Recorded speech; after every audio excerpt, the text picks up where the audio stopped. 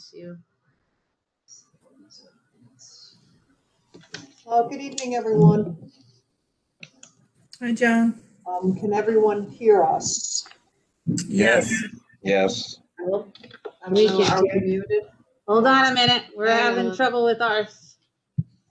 Tony's here. I had that trouble earlier today. Where was-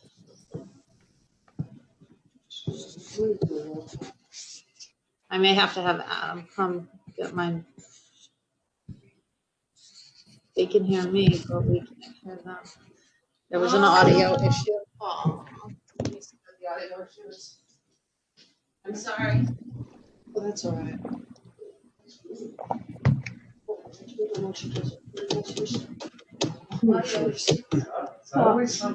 I tell you, thank God you're here. Thank God you're talented. Is that Peter? No, that's Andrew. Andrew's the next new member. Andrew is the new member? Isn't he? Isn't that the new? Yeah, that's the new member. Is he an alternate? Yes, sir. Yeah, he does. I'm sorry, that's what I asked for. He's having to get a brand new. No. Yeah, Tuesday night, we got an So- alternate. So. Can someone talk on your audio? Because here's So, George. Donnie is the alternate? So now it's, Okay. what did I do wrong? It was just going to the wrong speaker. Oh, I couldn't find where the speaker was. Next to the speaker. You just pick them still. Oh, okay. Thank you. all right. So, welcome everyone and good evening. Welcome to the Planning and Zoning meeting of February 4th, 2021. I'm going to do a roll call for the commissioners. I just want to see who I have with us. I know that John Michael O'Brien has been excused. George Miller, Present. Diane Jorsey, Here. Tim Zigma, Here. Brian Rogan. I myself am here, and Steve Woolman. Okay. All right, so I have two of my regular members that are missing. So what I'm going to do is I'm going to ask alternates Steve Biella. Is Steve Biella with us? No. Okay. Is Peter Zarabozo? Yep, I'm here. All right, Peter, I'm going to ask that you be seated this evening. Okay. And again, Steve Biella Jr., are you there? Okay, he's not. We do have a new alternate, Andrew Legnani. Hi, Andrew. Welcome. Hi, Andrew? how are you? Okay, hi. Because Mr. Biella is not here, and I'm going to throw you right into the fire, so as an alternate, I will seat you this evening, unless one of the other members shows up, okay? Okay, sounds good. So Peter and Andrew will both be seated for the meeting. All right, thank you. The first item of business is actually the election of the officers. We do this the first meeting of February, and we elect a chair, a vice chair, and a secretary. All right. So is there anyone who would like to make a motion for the chair? I will nominate Joan Geely for chairwoman. Thank you. Is there another nomination for chair? Hearing none, I'll ask the secretary to cast one vote for the chair. Aye. Okay. For vice chair, do we have a nomination for vice chair? I will nominate Diane Jorsey for vice chair. Diane Jorsey, is there any other nominations for the vice chair? Hearing none, I will ask the secretary to cast one vote for vice chair. Aye. Okay. Now we have a secretary. Do we have a nomination for a secretary? I'll nominate Brian Rogan. All right, Brian Rogan is nominated. Any other nominations? Hearing none, I'm going to ask the secretary to cast one vote for the secretary. That would be, okay, terrific. Thank you. Thank you, everybody. Okay, on to the approval of minutes for the January 21st, 2021 meeting. Has everyone received and has everyone had a chance to review the minutes? Are there any corrections or adoptions or whatever? Make a motion to approve. Okay, a motion by Mr. Zigma. Do we have a second? I will second that. Yeah, Okay, all right, Commissioner Rogan gets the second. Further discussion, then all those in favor? Aye. Aye. Aye. Aye. Do I need to do a roll call? Joan, if you'll excuse me for a second, I'm confused about the process for the election. Okay, Are we not supposed to take a vote? So for an election, I believe the secretary for the commission can cast one vote for the slate as put up. If there's no competition, you know, if it's a simple slate, the secretary can cast one vote for the slate to be approved. Okay. I just wanted to be clear we handled it properly. The secretary's not present, is he? Yes, he is. Okay. He's in the room with us, on the computer here. yeah, because of Okay. technical difficulties, Mr. Rogan is with us here at the town hall. Okay, I'm going on to, all right, so do we have an approval for the minutes? Do we need to take a roll call on the approval? I think you can ask for minutes, you can ask for consensus and make sure that no one's voting against them. Does anyone out there have any problems with the minutes? Okay. All right, hearing none, then they're unanimous. Okay, on to commissioner business. The first item is the facade application of Michael and Rosemary Casetta for the Dairy Queen at 806 Farmington Avenue. I must say that I was pleased to see that some of the materials being used are more in line with what we have or what we're looking at for the downtown area, and I think it's going to make a nice addition. The only question that I have is to the applicant or whoever wants to address the issue. Is there any way that we can tone down the level of blue? Is there any way that we can perhaps in a different shade of blue where it would be in line more with the gray clapboard? Joan, are you talking about the blue Apollo on the front of the building? Yeah, Well, we could come to the corners instead of wrapping it around to the sides and just keep it in the front. oh, okay, so, okay, before I continue, Mike, if you're just listening in, can commissioners or public, can you please mute yourself so we don't get a back here at the town hall? And of course, unmute when you want to speak or address the applicant. Thank you. All right, so Mike, let me just go back and clarify. So you're saying that on the sides of the building where the blue wraps around, you would eliminate that and just go with the clapboard? Well, see where the blue Apollo is over there? We would go with the clapboard.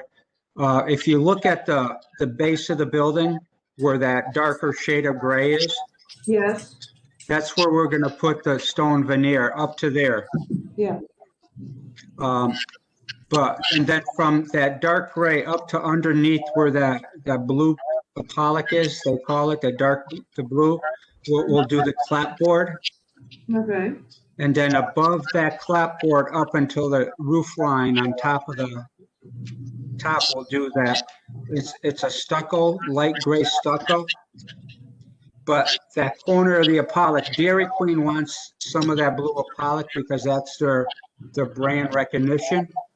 So we could eliminate some on the sides and just keep it in the front. So it's not a lot like you said before. okay.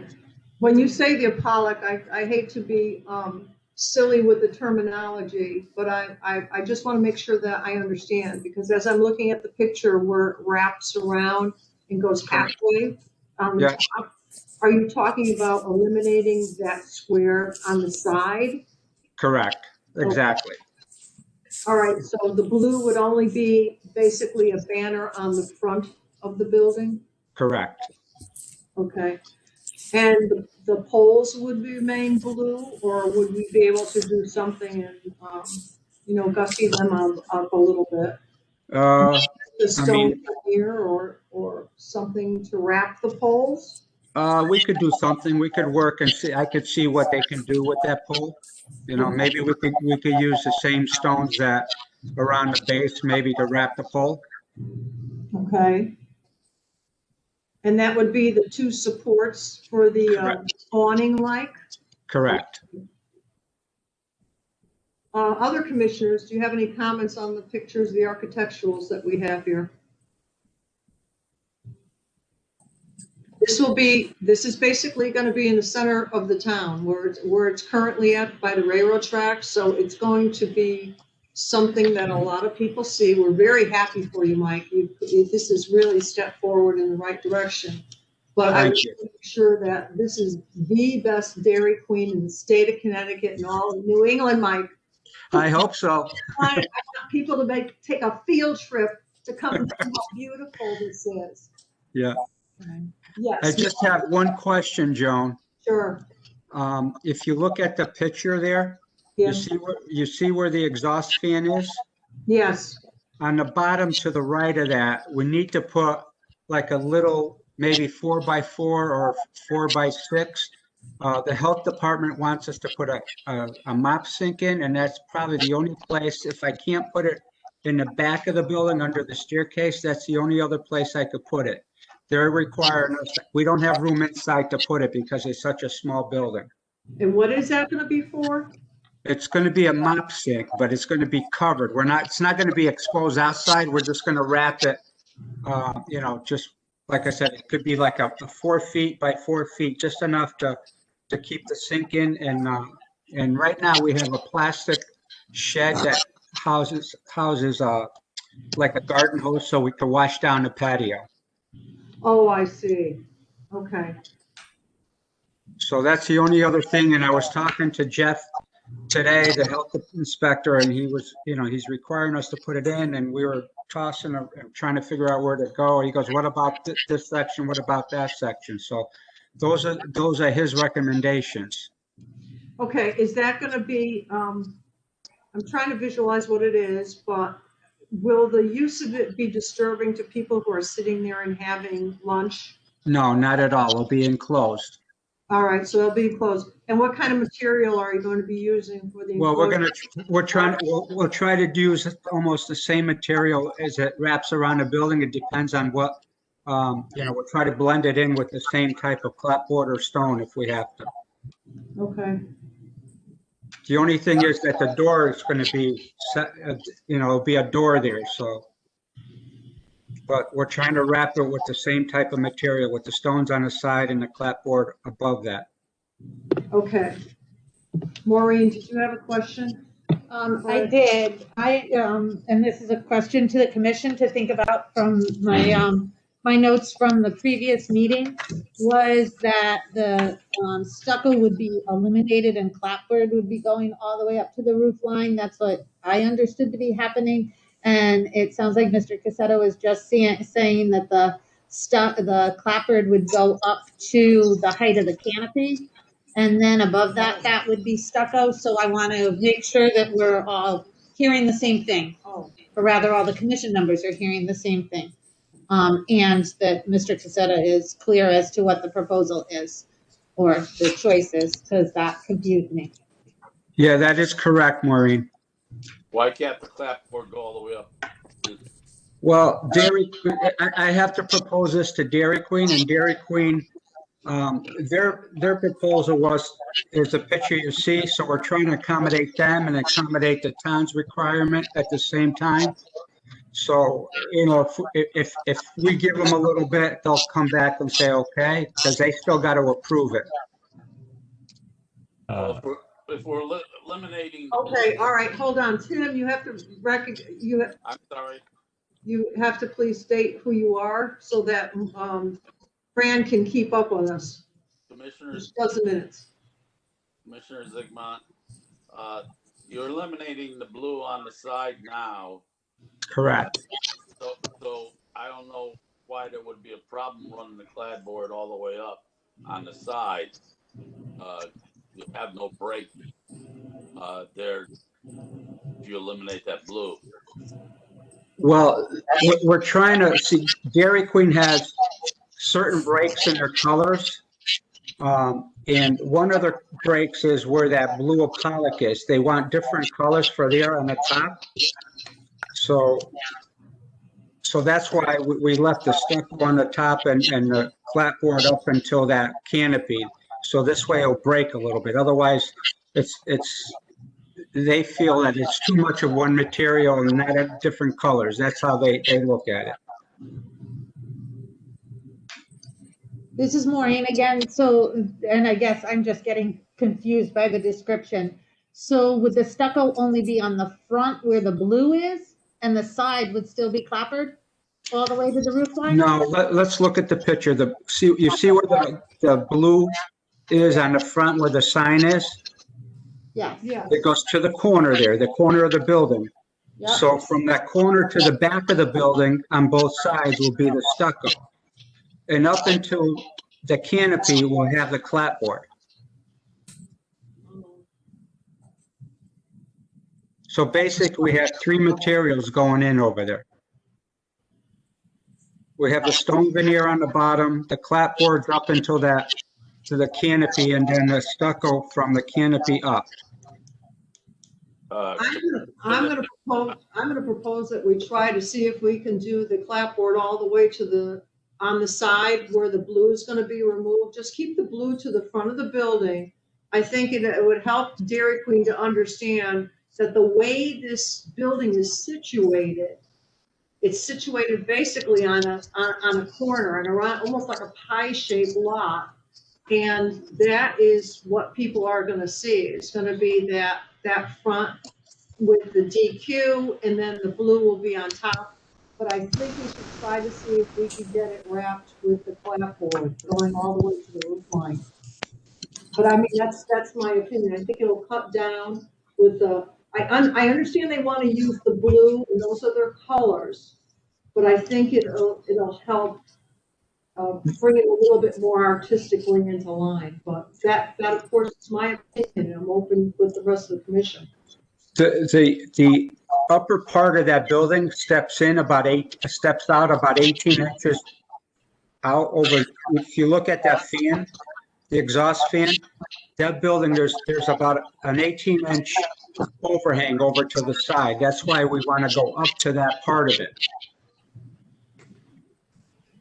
Commissioner Zaragoza, I question, I know that you state that corporate wants that bright blue, but I just don't think that color is consistent with the design for the area for the village. Would they be considering perhaps or something red? Because I know that, for the train trestle, the Dairy Queen is actually kind of the one when you enter the village area.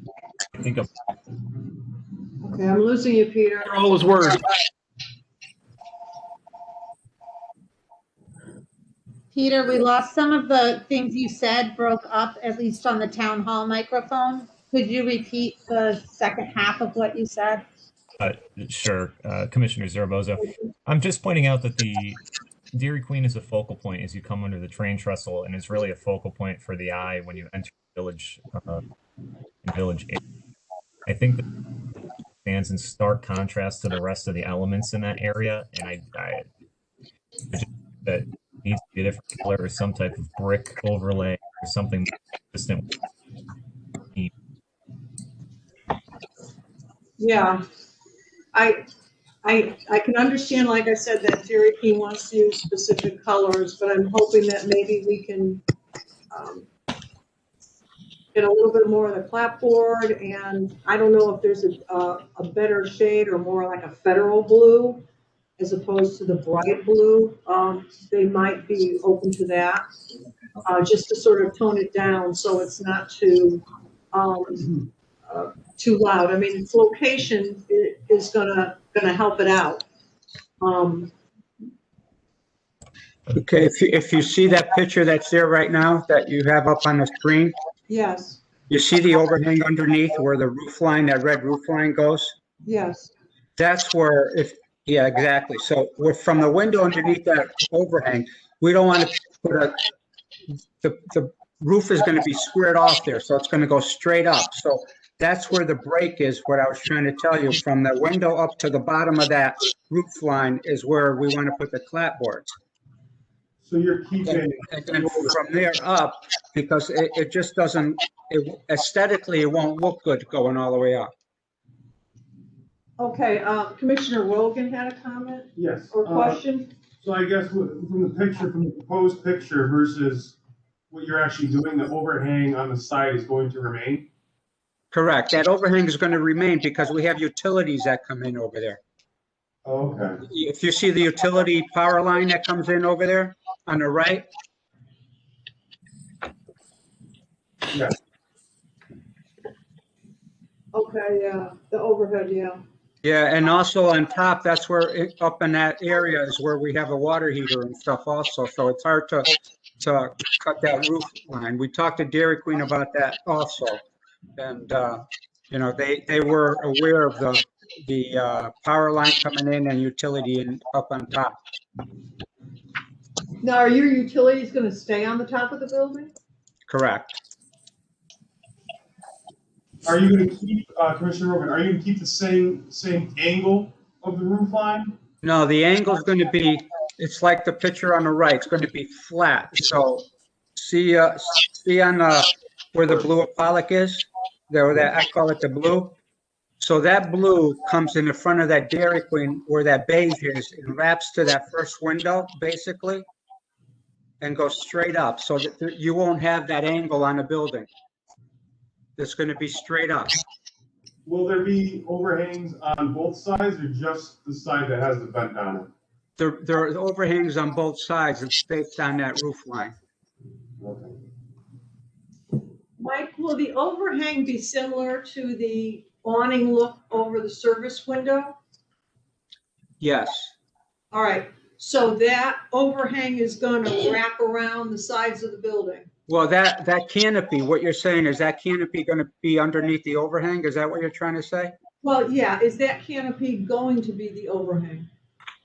The canopy is just the front part of it, and it's gonna go to underneath the overhang, to the edge of the overhang. So the overhang coming off the side of the building will be in connection with the awning, and the awning will be the same width as the overhang, I guess is kind of. Correct. The overhang, see the canopy that comes out? Yeah, that's the one being held up by the two blue pillars on the side, right? The service. Correct. That's gonna go, if you look at the old building, that's gonna go to the corners of the building, right at the edge here where the roof line comes down.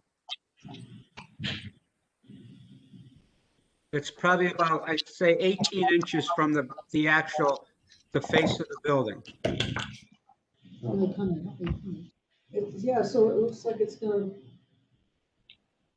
That roof angle is gonna be straight and it's gonna go straight up instead of on an angle.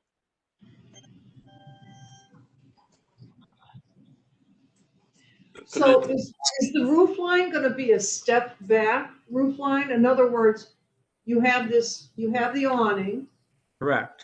all right? And then you have the ledge that's gonna go around to the side, which is gonna protrude 18 inches.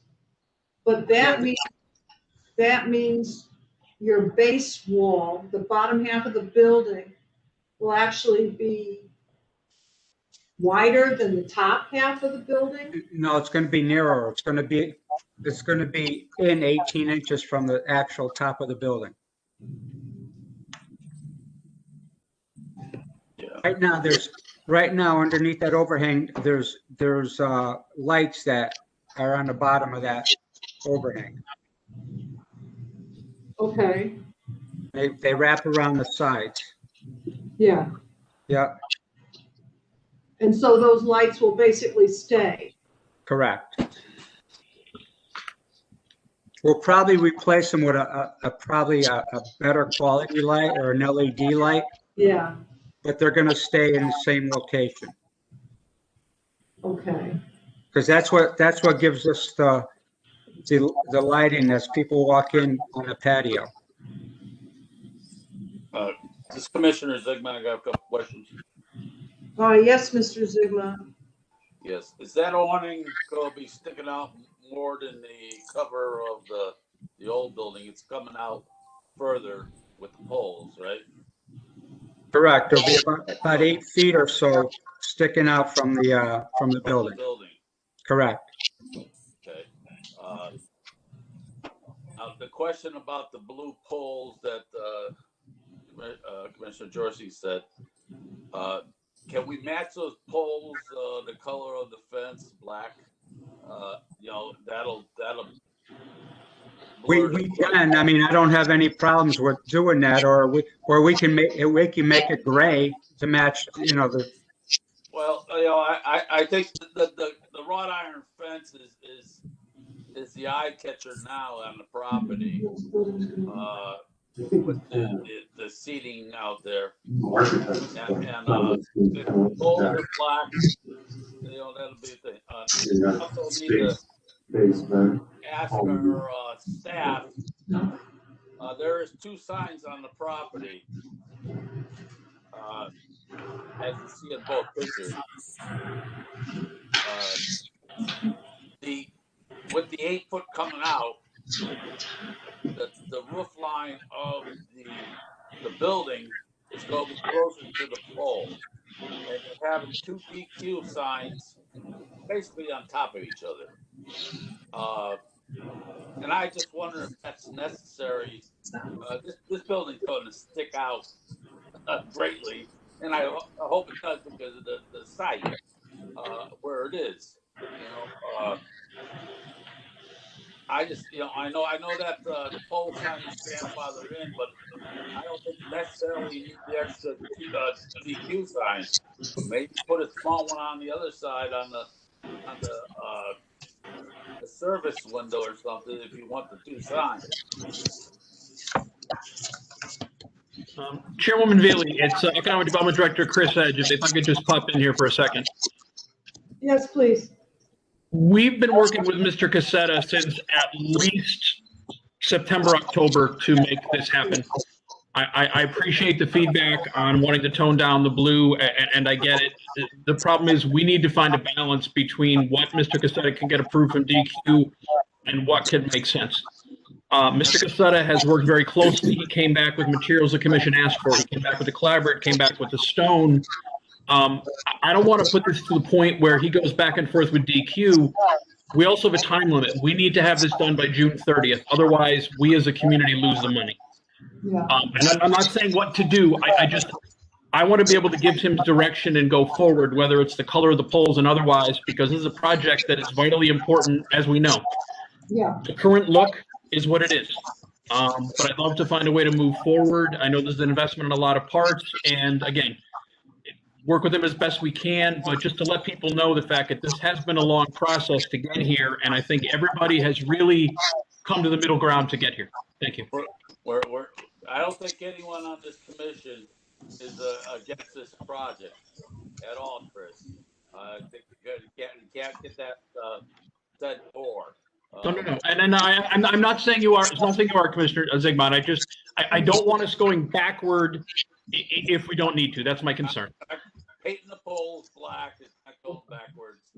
I'm questioning the signs. If the 2 DQ signs need to be piled up on top of each other, basically, as you see in the new photo. Yep. The sign on the building now is going to be so distinctive because of the blue paint and the red and the white hue. Yeah. you go back to the old, you had an older photo of the signs there. Yeah. The 2 My signs, concern is if Dairy Queen wants the blue, we go back and say we don't want blue. We've gone backwards. That's all I'm saying. We didn't say Okay, we don't all want right. blue. We said we want to limit. You offered to limit the blue on the side, and I'm just asking to paint the poles black to match the wrought iron, which is not a Okay. big deal. All right. Okay. Is there a way for me to? So this is Maureen. We were just trying to get a sketch with the profile more the way we're understanding it at town hall, but with the overhang on the side of the building. But we can't share that. We can't get it uploaded and share it that quickly. But I will add that we just brought up on the screen an aerial kind of 3D view. And Adam's moving the cursor now to show where the sign, just to address the signage in perspective, where the sign on the front of the building is. And I think he'll move his cursor to an approximate location if he can figure out which dot is the pole sign to show the distance there.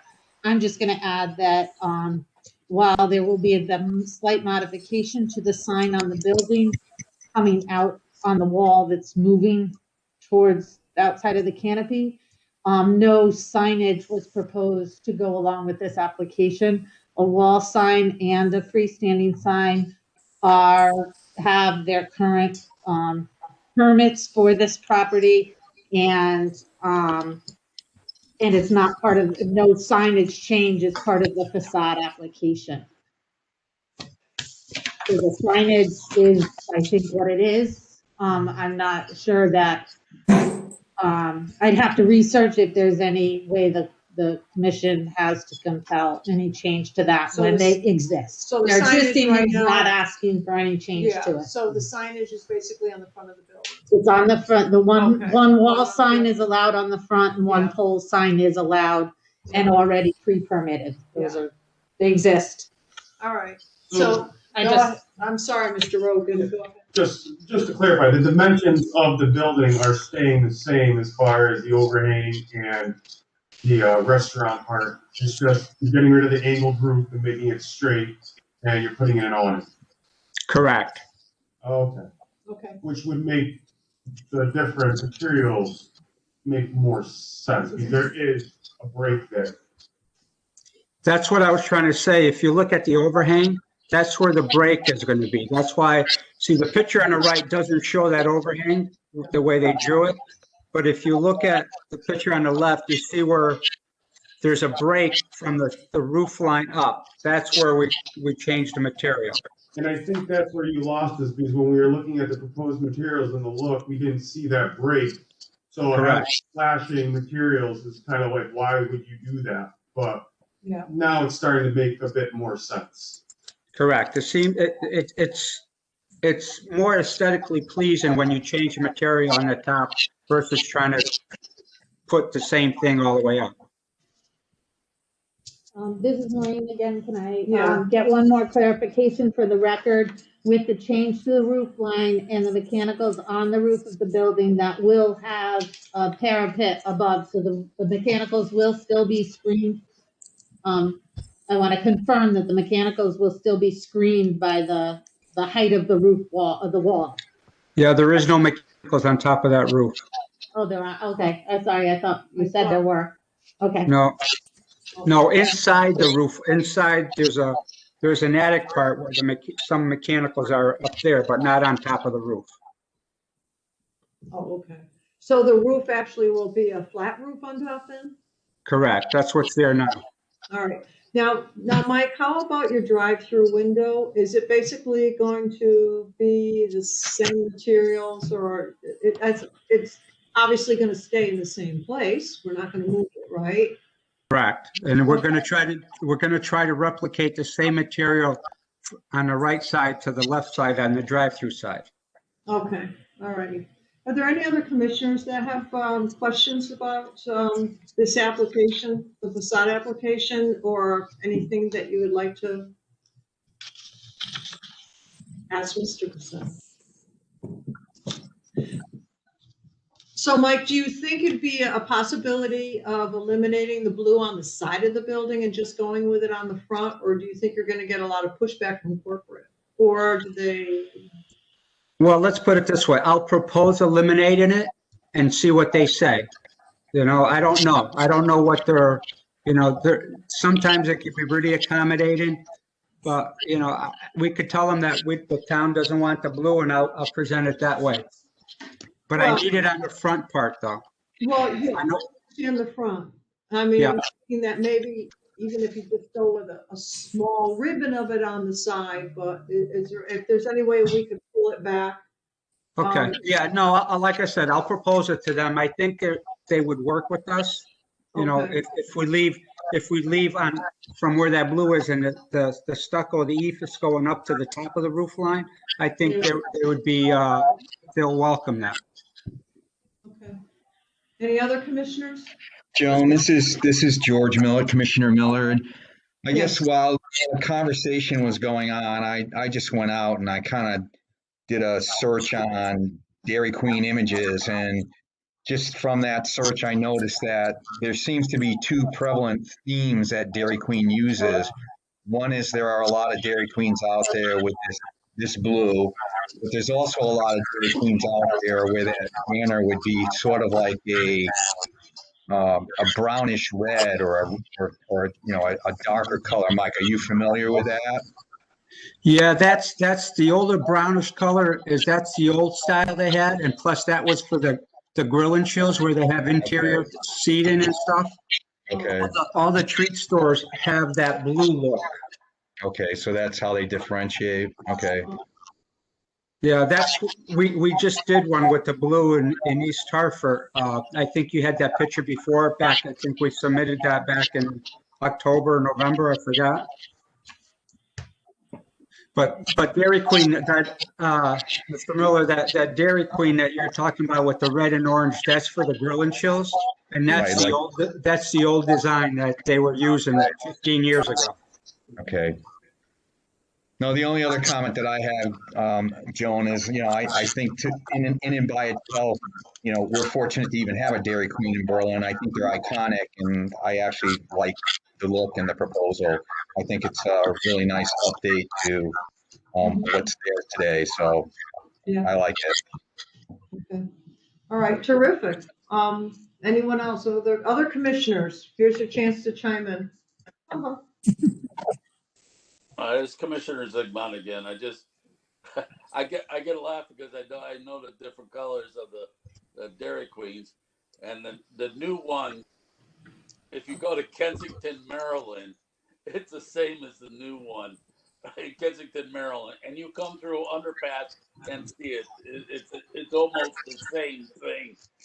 Well, yeah, I mean, that's their corporate, Well, yeah, you I mean, know, that's their logo, so I can understand that, and I can, you know, I'm very grateful that Mike is taking this challenge on, and we're trying to be supportive, as George says. It is iconic, and it's very few towns that can actually claim to have a Dairy Queen.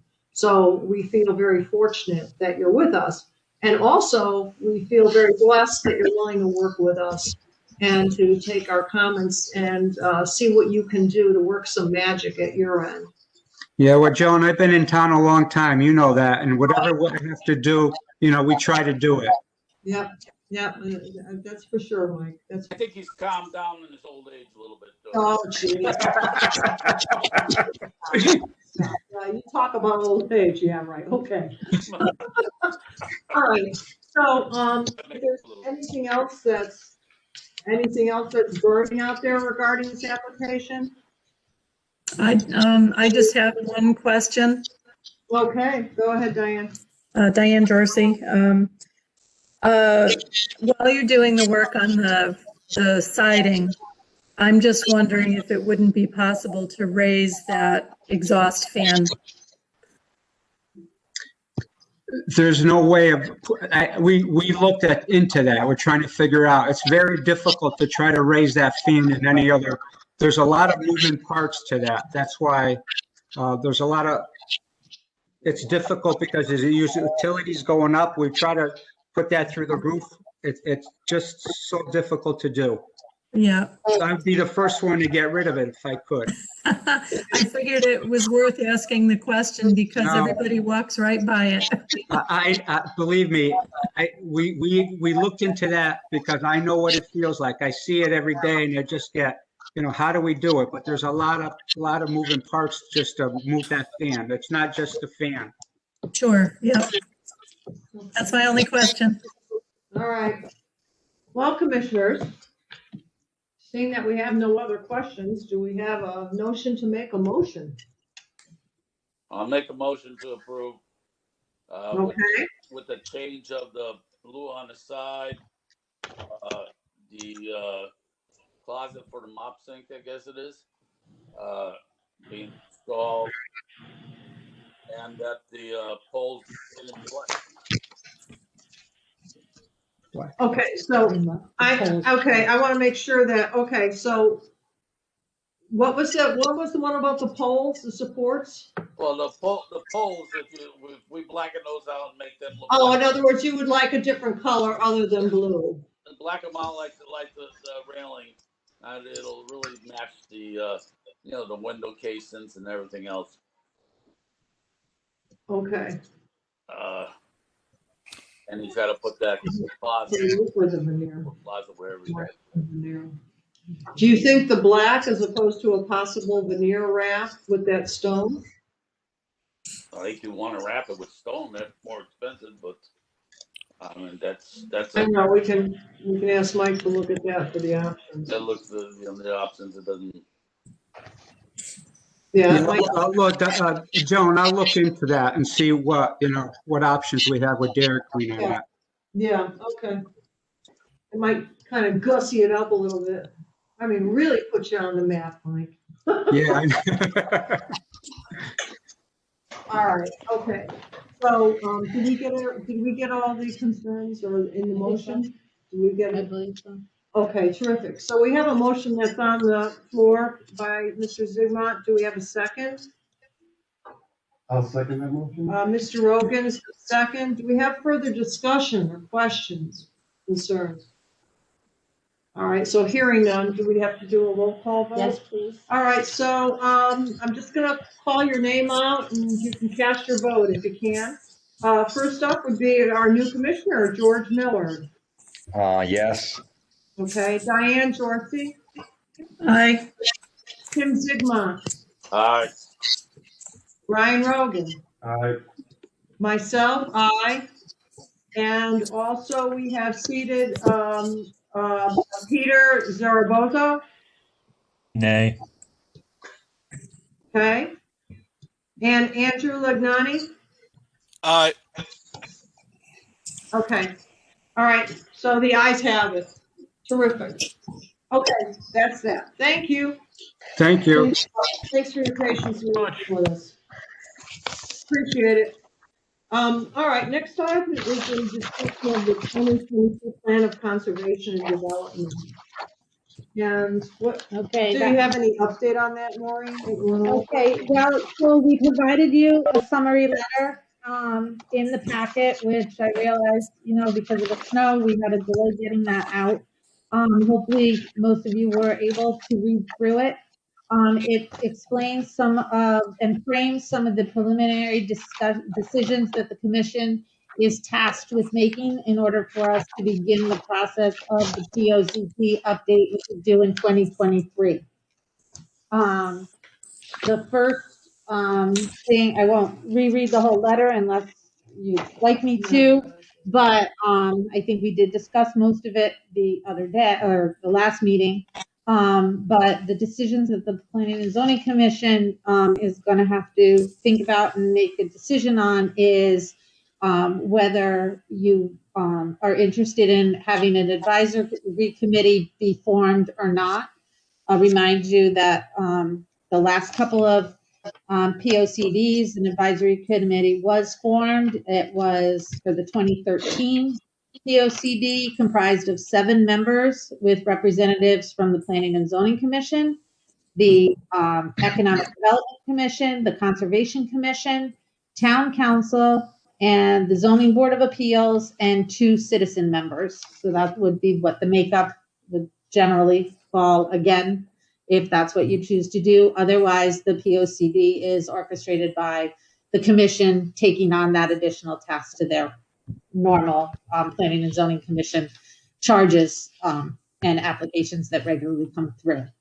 The second thing is determining if you wish to pursue collaboration with other towns. To that end, I'll remind you that we let you know last time that we've got our past economic development intern, Kevin, working on gathering and organizing data right now, which may help in determining if collaboration is beneficial.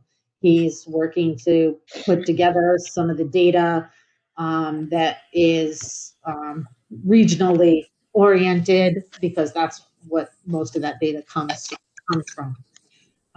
It's not all Berlin specific. Then once the process started and after initial discussions and direction are given to us as staff, the third big charge of the commission to start the process is whether or not the use of a consultant is prudent and whether the funding budget needs to be altered, how that will all happen for the product that we'll end up with in the end. And that will have to be determined. Those are the three big questions. Jim and I have been working, Jim Mahoney and I have been working on the thought process, how we get the ball rolling. And so at this time, we're looking for a little bit of direction. I do know I believe at the beginning of the meeting, Jim was on the line. I don't know if he still is and if he has anything to add. You still here, Jim? I think he bailed on us. I think he might have. No, he's there, he's muted. And sometimes because of his, he sometimes loses the internet connection. Yeah. He's muted now. I think he unmuted himself, but we weren't hearing him. Oh, Okay. So Jim, if you're speaking, we don't know what you're saying. Now, is this a decision that we have to make today? Or Um, is it a we- decision that we should There make? he is. Can you hear me now? Yep. Sorry. So no, I think Maureen covered the main points, and as one of the things we talked about also is, regardless of whether we have an advisory committee, I think one of the important things at the beginning of the process is to get ideas and feedback from the commission as to what you think are the major issues and themes that we ought to be looking at in the POCD process for this 2023, POCD. Before Maureen and I talking about it, is before we start to contaminate you with all our thoughts and ideas, to give you a clear shot at it, so that you can give us some guidance. So, but I think, I think that all I would say is that in 2003 and 2013, I was involved, and it worked well with the committee. It didn't then overburden the commission with additional meetings every month, and yet you're going to be involved and obviously making, approving the plan ultimately, and kept up to speed, and have a member on the group. So I would suggest that it's probably a good way to go.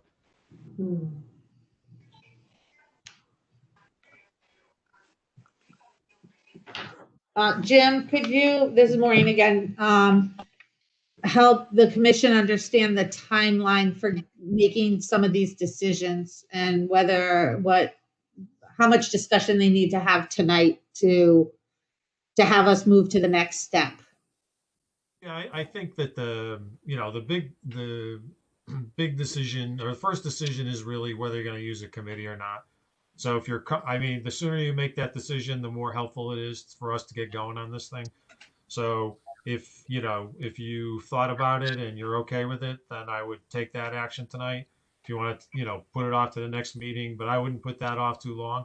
Make that decision, and then we can get going.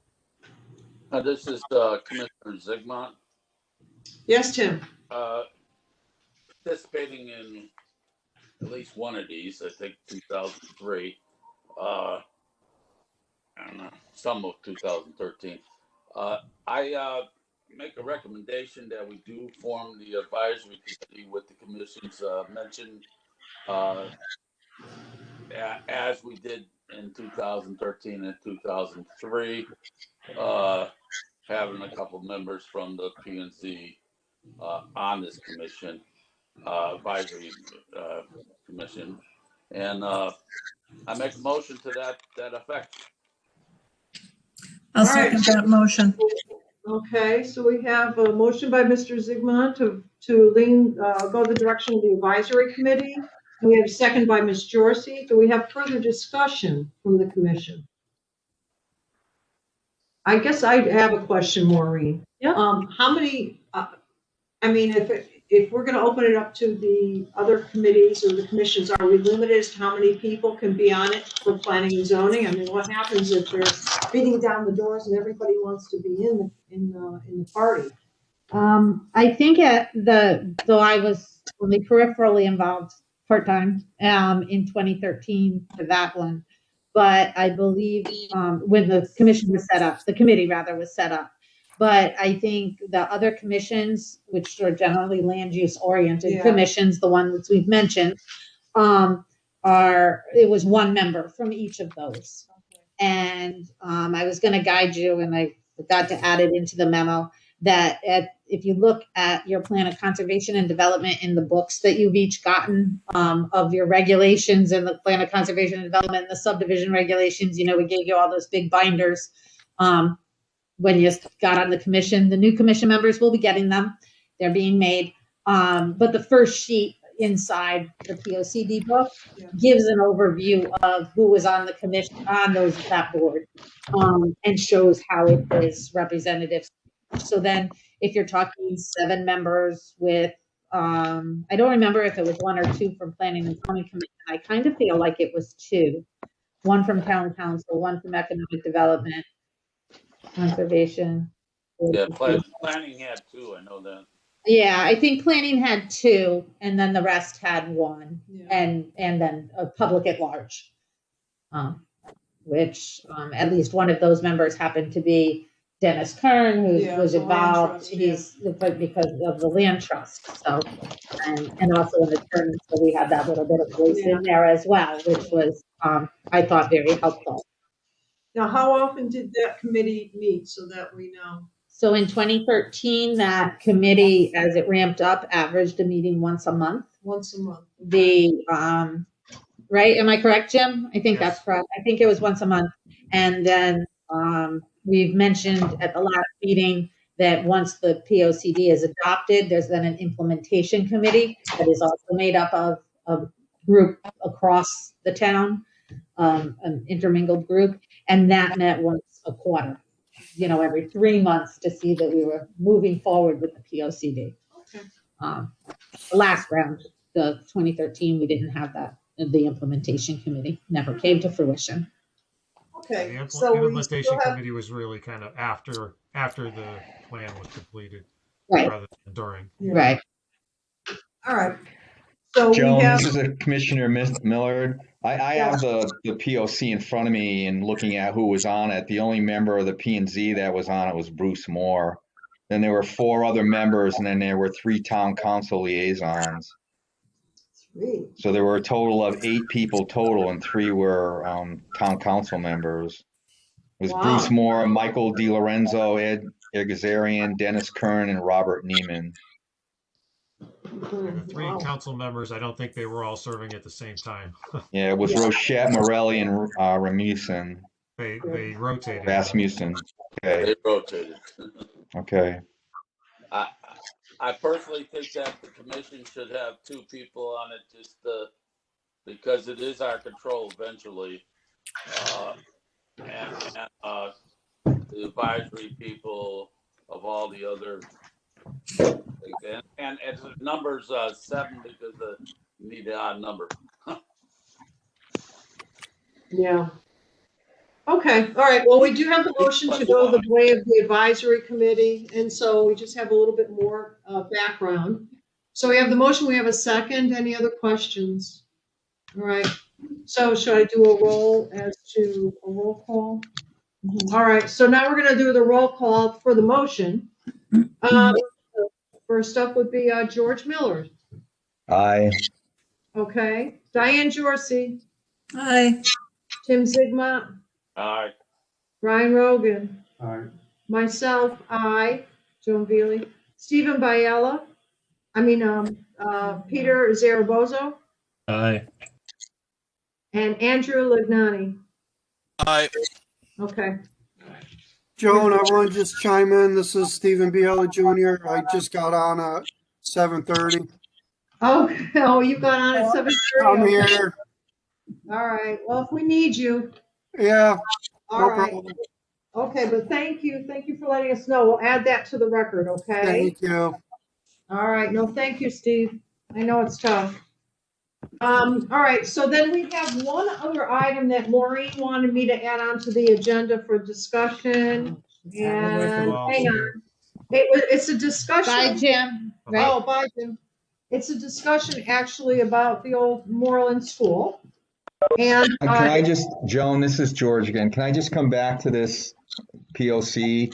I mean, I guess the other question out here was whether to use a consultant. The question here is that something that would have to go out to RFP? There was a question about what it would cost, and there's only 72 grand in the budget and so forth. Maureen, when do you think we have to move on that? So no, we actually don't think that that's something that has to be moved on until we're have a little more of an outline of where we're headed and what the commission and our advisory committee is going to be asking of that consultant. And then we would be going through I believe it would go through the regular RFP process or qualifications process, and we would follow that procedure. Okay, But next Thank steps. you.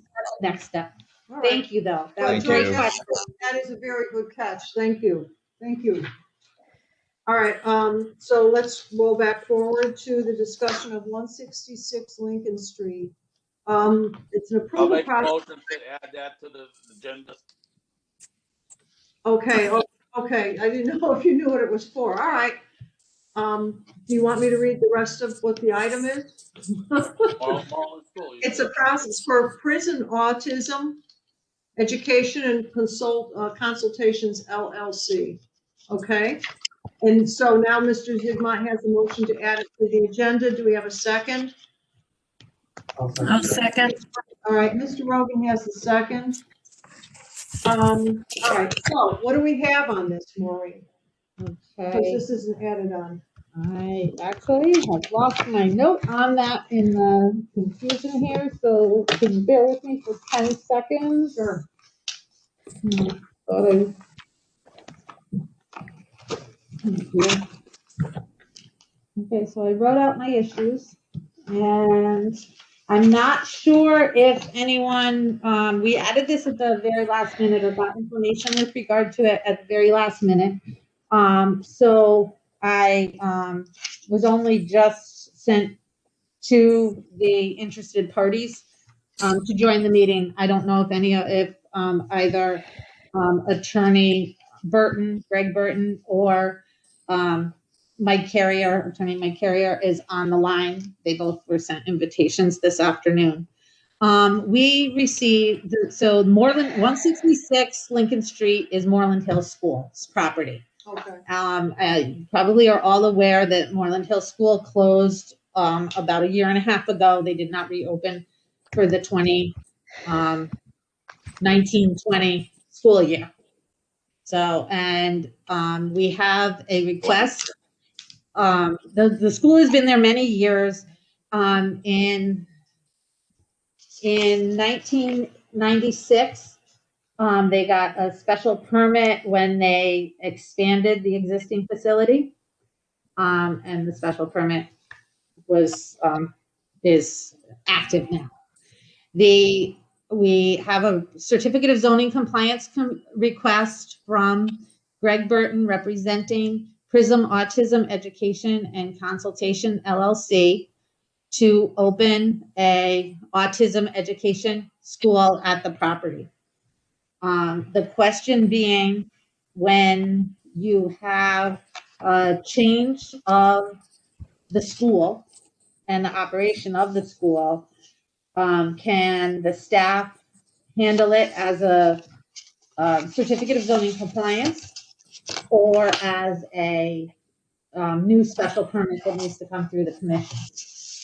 They have provided the letter that was only sent to you guys this afternoon. Sorry about that, but I do have it in front of me. And it explains their basic use, which is that they're still a nonprofit.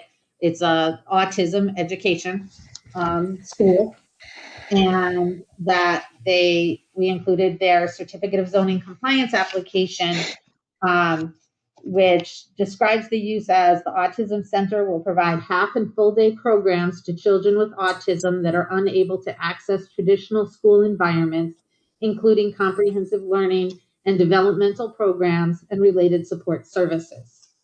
They, again, the specifics of a special permit typically allow for conditions and/or understanding of the parameter of the use.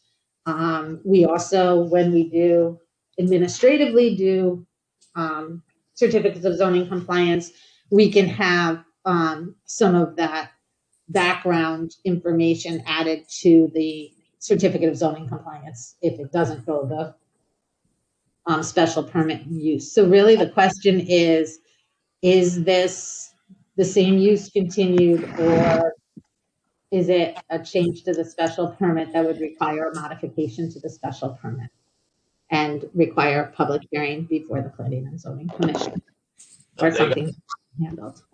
As Commissioner Zigman, they have to be licensed as a school, I'm assuming, by the state. If it's a school, registered school as a school, and Moreland School is a school, I think it's in compliance of the as of now. If it was any different type of use, then it wouldn't be in compliance. But it is in compliance school to school. I have a question. Is there any special, I don't want to say special needs, is there any special way that they hold classes? I mean, is it held the same way? I mean, I hate to be ignorant about autism and schooling and stuff like that. Yes, I see Chris Edmonds there waving his hand. You want to say something, Chris? No. I can help fill in the blanks. Chris Edge, Economic Development Director. I actually visited their facility in Farmington about a week and a half ago. Okay. Their schooling is a combination. They do have desks. They do have classrooms. They also have areas where students with autism do things that are more tactile. I happen to have experience with this through various things in my life. It definitely is not your traditional school. Not every room has the desks, but then again, they also deal with children as small as 1 year old up to, I think it's almost middle school. So yes, it is a school setting. There are learnings. A lot of it is also done on technology. So it is somewhat different than your regular school, but they do have very similar things with the classrooms, the desks, and the like. So yes, is it exactly the classroom we all went to? No, but it's a classroom that meets the needs of students who, to a large degree, cannot get the services and the one-to-one care that they need in a regular public education. Okay, thank you. Now, are there outside activities for them as well? I believe. Chris, do you know? They did not have any at the Farmington location, and at this point, I don't know of any. But then again, I was not informed about anything outside.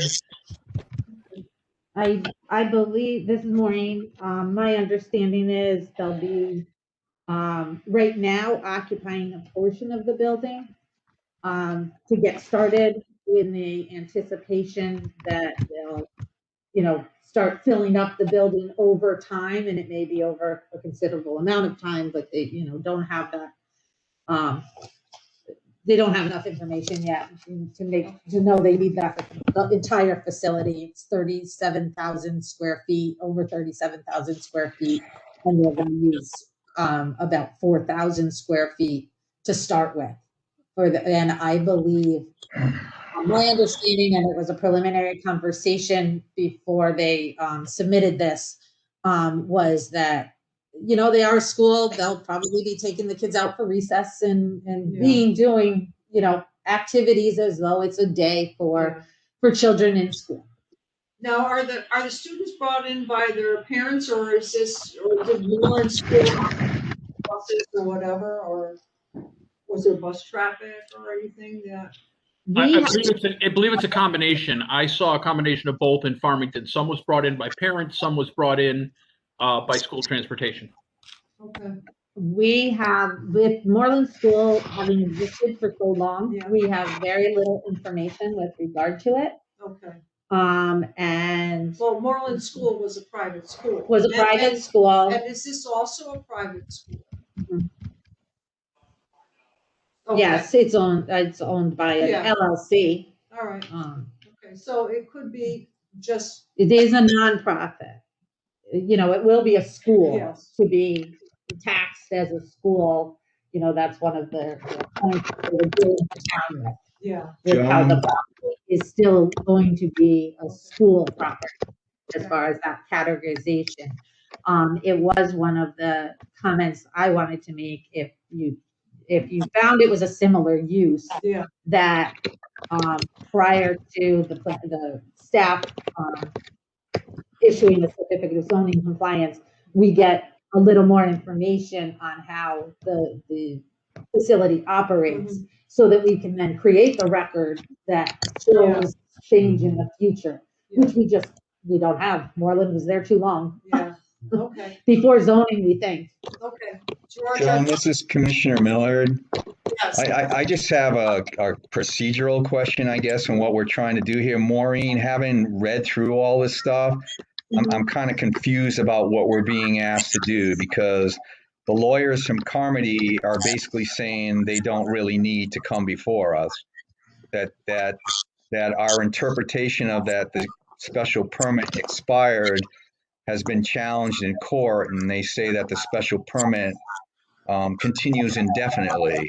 So I'm not sure what we're doing here. It seems like we need an interpretation from town council as to whether he's right or not before we can, there's nothing to vote on as far as I can see, or nothing to consider until we get that issue clarified. I have talked to Corporation Counsel. I had quite the conversation with Corporation Counsel with regard to this. And we actually think the focus is not on whether the special permit expired. That is not really the matter at hand. And I think that has more to do with their tax issue, with how they're going to get taxed by the assessor's office, and not us, not the planning and zoning, and not planning and zoning matters. What is the more of the focus is whether there's a modification to the special permit that's been issued that would then require a modification to it, or how they want to operate. So the question is not about whether their operation doesn't, whether it's still a school.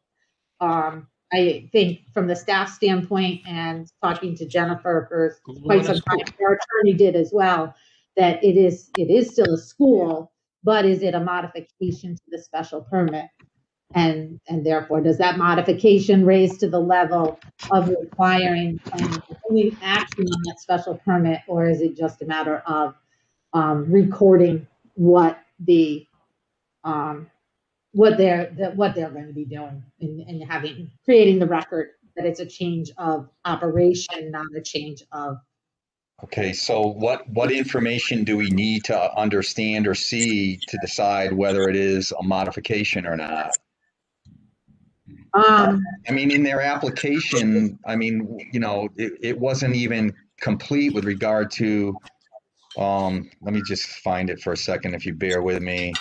It says, there's two questions on the application. It says, will you be making any changes to the building or space that require building permits? There's box, or it says no or yes, circle one, and then explain. All they said was no. And it says, are licenses or approvals from other agencies, i.e. CCHP, State of Connecticut, required for your use? No or yes, circle one, and then explain. The answer is no. So they did neither of, I don't even know what we're talking about here, I guess is. I think because of them doing it on a computer, they were circling no by saying no to both Well, it of also those. said explain, so, and they didn't do any explaining as to whether they had the approvals and licenses, where they were making any changes to the building or space. So how do we know whether they're making, what type of modifications are we talking about that would require a change or a compliance to the special permit? That's what I mean. I don't know what they're talking about here. Commissioner Um, Zarabozo. So if the special permit was approved for a private school, then is the crux of the question then, is this a state-approved private school? And if so, then I'm assuming there should be no need to change anything. But if not, then we should have to change something. Am I mistaken? Commissioner Sigmund, I think that's exactly correct. I thank George for bringing this up about any license approval from other agencies, state of Connecticut. So we need to make sure they are a licensed school somehow. So the usage is still the same as a private school, a school basically. You know, going to a couple of these centers,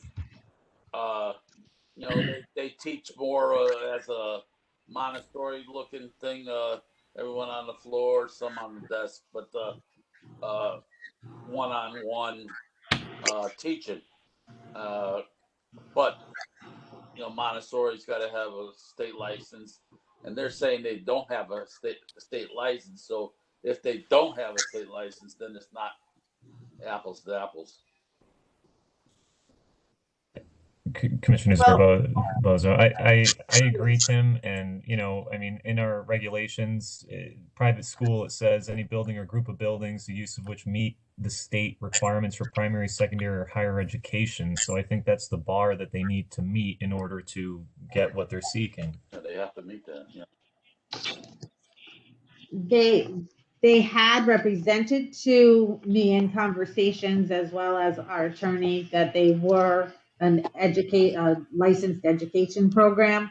I'm wondering if the question was misunderstood by them, and it was something that I flagged as needing more information from them. In that I got this, Friday, so really only looked at it this week. I have not, I wasn't able to contact them and get additional specifics. It was which is why I'm asking that if you did choose that it could be administratively handled, that I'd be given the authority to ask them for much more details, including that, or have that be a condition of staff being able to handle it, if that's the way you want to have it go, that it has to match, or we can ask for more information for the next meeting. I'm open to whatever. We have been getting information at the very end too often lately. Yeah, well, this was a little tough. But I do know they're anxious because that building has been vacant and they have a need. They asked specifically that we try to get them on the agenda. Okay. Gotcha. Chris Edge. Yes, sorry to jump in. I just, this is the first time they're going to have a full education. The other centers do a combination of things. Their certification is in the process right now as a school. Essentially, you have to be open for a certain amount of time for that certification. And at present, they're working with a mentor from the state agency to get that certification. Okay. I think Andrew Lignani, did you have a question? Yes, this is Commissioner Lignani. I was about to say similar to what Chris said, except that if we wanted to find out if they have a license, all we have to do is just contact the Commissioner of Education of the state of Connecticut. I mean, it's pretty easy. But Chris, let me ask you a question. Let me go back to Chris Edge. Yes. You said that they are operating the facility in Farmington, Connecticut. Are they looking to move the facility to Moreland School from Farmington? Or are they adding this as an addition to help with their clientele. This is in addition. They have found that the number of school-age children that need the services they're going to provide has caused them to need a facility the size of Moreland Hill. So it's going to be in addition to what they're currently doing. Okay, do we know if the facility in Farmington is licensed through the state of Connecticut as a school?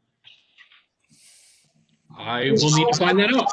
All right, and how long have they been in operation there? I will find out. Okay, all right. Commissioner Lignani again, real quick. Yes. Again, all this should be publicly available if we ask for it via the Commissioner of Education of the state of Connecticut. I think Chris is looking it up. Yeah, I I think think- that's what this morning. I think he was. Probably has a hotline right to the applicant who's probably curious to see how the meeting's going. So he may be able to give us specific information that we could cross-check, obviously. And we or would. fact check. The town, Yeah. the town would as they move Alright. through permitting processes. So- But you're the first step. So I think what we're faced with is the idea that here we have a school facility, we have somebody who wants to bring in a school. And is this a like for like use? I can help them know that license. Bozo, do we know what we approved the special permit specifically for the first time we did it? So this is Maureen speaking. The oldest special permit, or the only special permit we found for Moreland Hills School was in 1996. And it says at the regular meeting of January 25th, 1996, the Berlin Planning and Zoning Commission voted unanimously to approve the request for a special permit use in site plan for Moreland Hills School for expansion of the existing facility and parking lot. So it was, and they had a bond and landscaping that had to be done. But but it was an existing school at that point. From what the research I did some time ago, it was just after Moreland Hills School closed. I did some researching back and it appeared as though the school existed pre-zoning. So there wouldn't have been or at least when it was established, it wouldn't have been a special permit use way back almost 100 years ago. Yes, it was pre-existing zoning. The special permit was for the expansion, basically the gym area, that big building there, and some other classrooms. I was on the commission then. And Jones remember too. All right. Mr. Rogan, did you have a comment? Yeah, I guess from what I'm hearing, the consensus of the commission is that it sounds like we'd all be pretty much comfortable with the certificate of zoning compliance.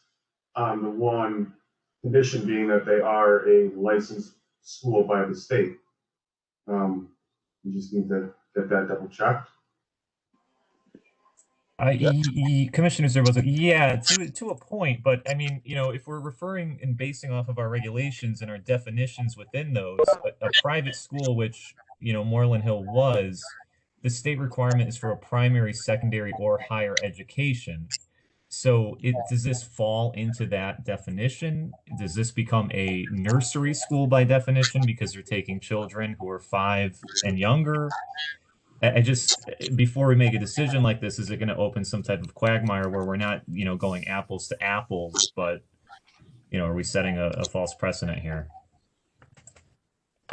Commissioner Lignani, really quick. I think more to Commissioner Zabaro's point, but probably even less so, there might be a condition in which we could look into ADA accommodations as being extenuation of circumstances due to the fact of the type of clientele that is being serviced at this location and facility. Commissioner Zigmont, it was brought up to ADA standards of 96. So I don't know if the standards have changed from there to now. The ADA standards, I know they probably did. but it was in compliance when they put the addition on it. ADA.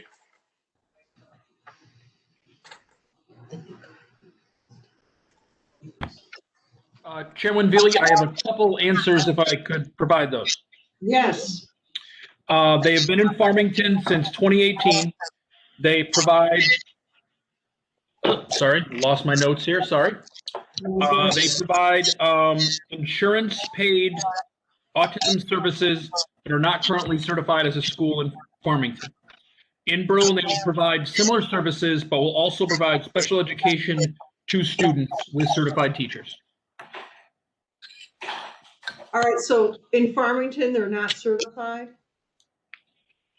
Not at the school, no. No, okay, so they're going for certification for Berlin, so they can use certified teachers. Yes. Will they be billing insurance in their programs? I'm sorry, is this? Commissioner Zaragoza, will they be billing okay. insurance in their program? You mentioned Farmington. I believe it'll be a combination of billing insurance and billing school systems. All right, sounds like we're gonna need some more. Now you're into a business, not at school. Exactly, Commissioner Zaragoza. Yeah. Okay. So, if I can kind of make a quick summary, what I'm hearing, and I could be wrong, you guys please summarize yourself if I'm off the page, but you would really like to see a more detailed operation and how they're licensed and what they're doing in order to determine that they are in fact a school as defined in the regulations that Moreland School behaved under or operated under, operated under, and that hopefully I can get that information within the next few days and get it out to the commission. And Chris and I will work together to double check any other licensing or definition that we can find as far as who needs to oversee them, in order to get that information out to you as soon as possible so that you can continue to look at it. Okay. Commissioner Sigmont, did I make a motion that we table this item? It's just discussion right now anyway, to the next meeting to receive the information that we questioned. Okay, we have a motion for this discussion to table it and continue. Do we have a second? A second. And that was from? Zaragoza. Okay, thank you, thank you. It's just hard with some of the members, I know the voice is a little bit more, so thank you, Peter. Okay. Can I ask one question? Yes. Just to clarify that, I don't know what response I'll get, and I'll probably listen to the meeting. And so they may choose to just make the application for a special permit. I just wanted to let you be aware of that.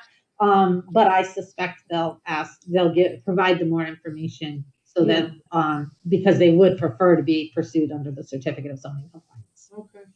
All right, so we have the motion, we have at the table, the second, and so do we have further discussion? So we'll do a roll call on the motion. George Millard. Aye. Diane Jorsey. Aye. Tim Zigmont. Aye. Ryan Rogan. Aye. Peter Zaragoza. Aye. Andrew Legnani. Aye. And myself. Aye. Okay, there you have it with that. Okay. So good work, commissioners, and we'll get the answers for everybody. All right, moving on to the public hearings. Do you have a call for the public hearing? Or wait, is this one still open? Is this one open? No. No. I do know that two of the items we're continuing over to February 18th. So that will be the zone change request for 404 Berlin Turnpike and also the site plan for the mixed use at 404 Berlin Turnpike. So items B and C are of no concern to us this evening. for item A. Do you have it, Paul? I do. Oh, okay, so Brian's gonna read the call for the public hearing. Town of Berlin Planning and Zoning Commission, public hearing. The Berlin Planning and Zoning Commission will hold its regular meeting on Thursday, February 4th, 2021 at 7 p.m. in the Town Council Chambers, Berlin Town Hall, 240 Kensington Road, Berlin, Connecticut. The public will also be able to access and participate in the meeting via WebEx video and conference call or via telephone conference call as provided below.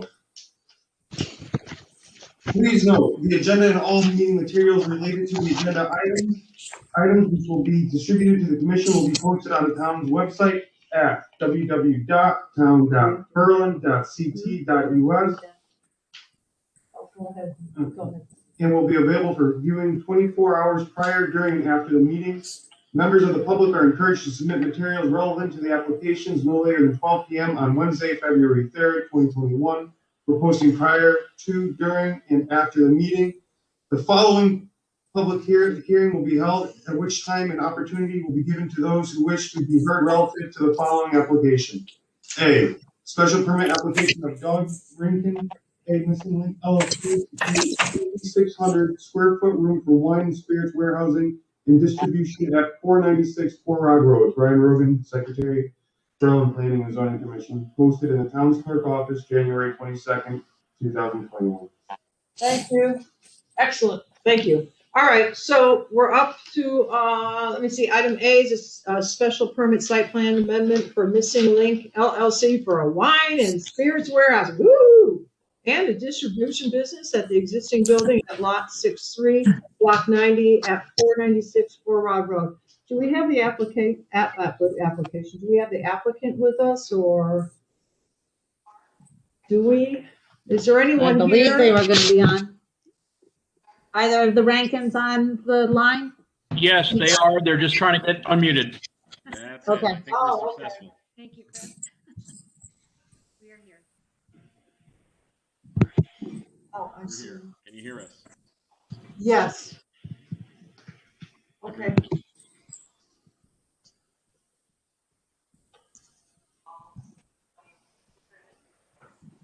All right.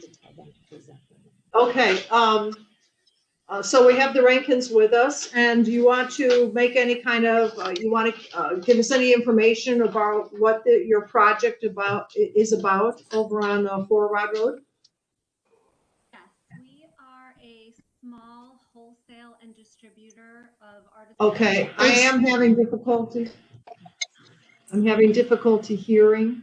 I don't know about the other. You, I think She just needs to be closer to the microphone. yeah. Hi, my name is Ann Reynolds. My husband Doug Rankin and I, we are owners of a small wholesale and distributor company. We wholesale and distribute really artisanal wines and some spirits, but mostly wine. We've been in business for 11 years and have been Wallingford and have been wanting to move closer to home. And house for 2 years. We're in the process of moving. Okay, we are having a little bit of a problem here at this end. I caught some of what you were saying. I don't know if any of the other commissioners had difficulty hearing. Hold on. Okay.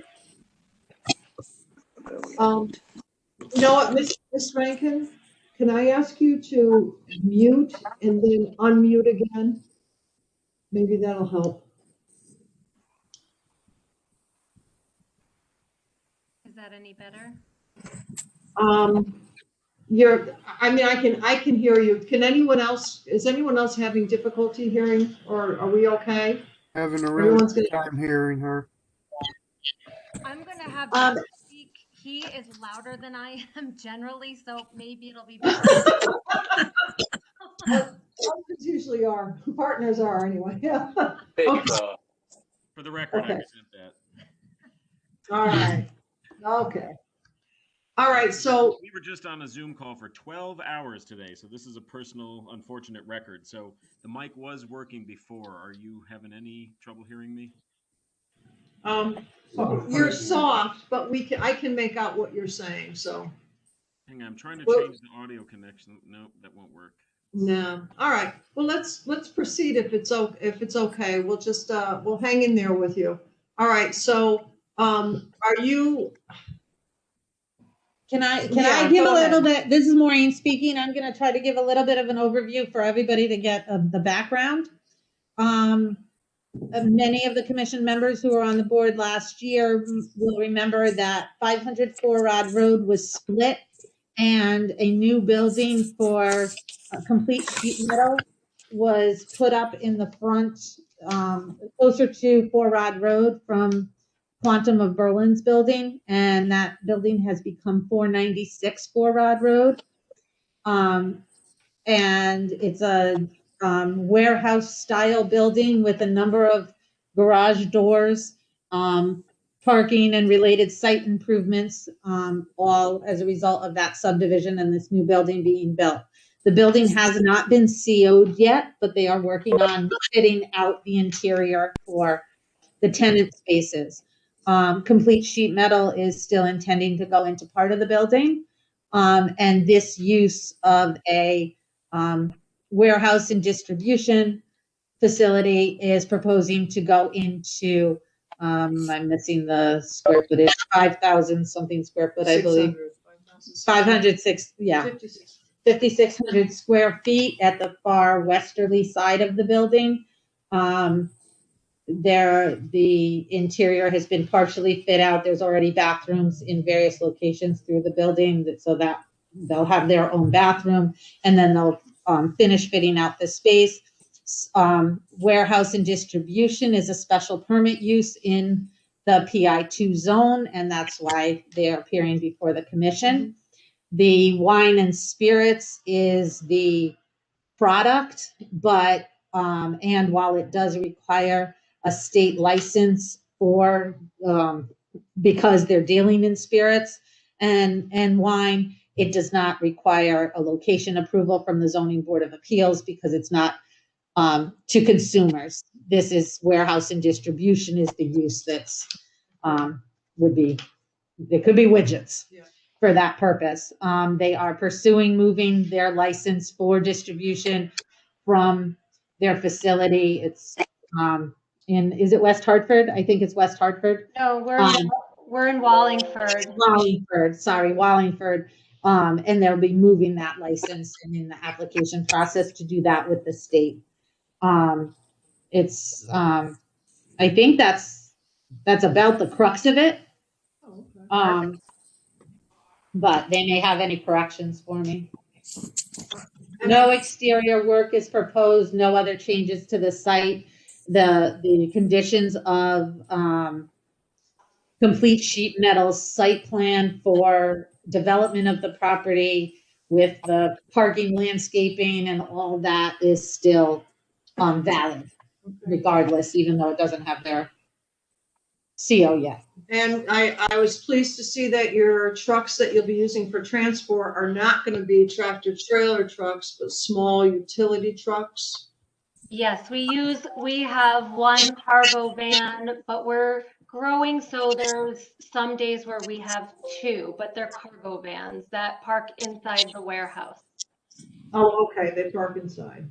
Yeah, All right. and the only time when we get inbound deliveries, sometimes those are box trucks, and sometimes there are tractor trailers who come from California once a week maybe, and that sometimes is a tractor trailer just to drop off. They're there for 10, 15 minutes to unload a pallet or two. Okay. All righty. Commissioners, do we have any questions for the applicant regarding the proposal?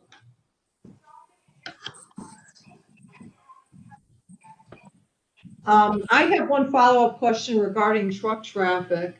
Will it pretty much be right from Route 9 to the, you're not going to be using any the town roads going on, country roads or back roads. I guess you're going to be going, what, Four Rod Road right to the Berlin Turnpike? For outbounds for our delivery? Yeah. I would suspect that would make the most sense. We send a lot of walking into Hartford and Fairfield County. I'd say that's the crux and the shoreline, Route 9. So I would suspect almost it all to go via Route 9. Yeah, okay. Terrific. Anyone else from the commission? No questions.